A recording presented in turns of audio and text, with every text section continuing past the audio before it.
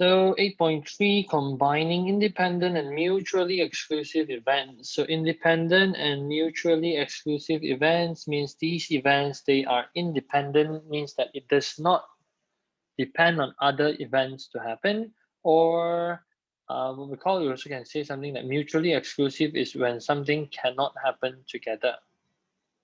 Okay, so if, for example, picking a red pen from my pencil box and flipping a coin, those are independent uh, incidents. So I cannot say that the events are dependent on each other. So how do I combine them? And then how do I combine mutually exclusive events? So here, look at the work example. I see James and Sarah are both taking a music examination independently. Probability James passes 3/4. Probability Sarah passes is 5/6. What's the probability that both passes? If I want both to pass, what will happen is James pass, then Sarah pass, or Sarah pass and James pass, then it's the same thing. So they are independent events. So what I need to do is I just need to take 3/4 multiplied by 5/6. I cannot add them because it will be more than one. So that will definitely be wrong. So if there are independent cases like this, then what we do is we multiply them together. So 3 times 5, 4 times 6, and then we get our answer 5/8. Neither pass, it means that James failed, Sarah failed. So James to pass is 3/4. To fail should be 1/4. Sarah to pass is 5/6. Sarah to fail should be 1/6. So since we want these two particular independent events, then we just take 1/4 times 1/6, and we get 1/24. And then if it says that at least one passes, it means that James passed, Sarah failed, and James failed, Sarah passed.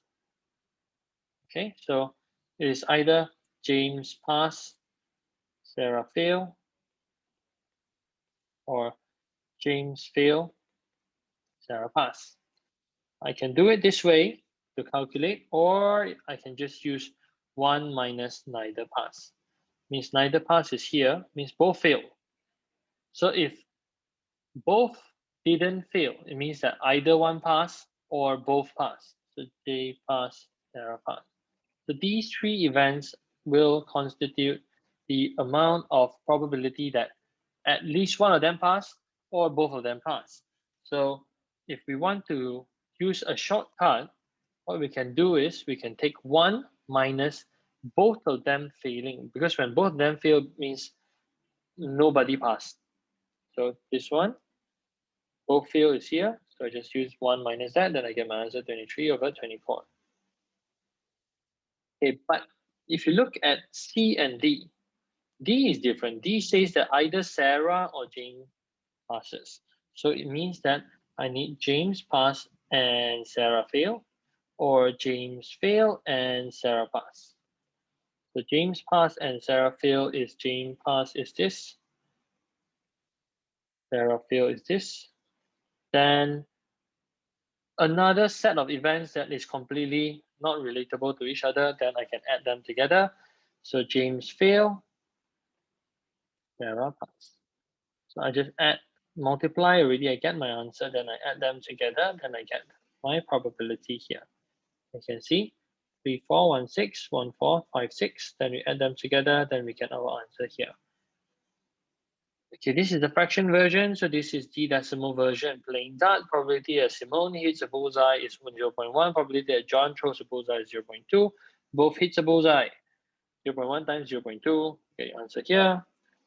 Simone hits a bullseye, but John does not. So Simone hits, John doesn't. So hits is 0.1, and then for John hit is 0.2, so not hit is 0.8. So 0.1 times 0.8, 0.08, then exactly one bullseye is thrown, means John bullseye, Simone no. Or Simone bullseye, John no. So these are two events that we want. So Simone no bullseye is 0.9, John bullseye is 0.2, Simone bullseye is 0.1, John no bullseye is 0.8. Multiply, add them together, then we get our answer. Here you can see 0.1, 0.8, 0.9, 0.2. Then that concludes 8.3.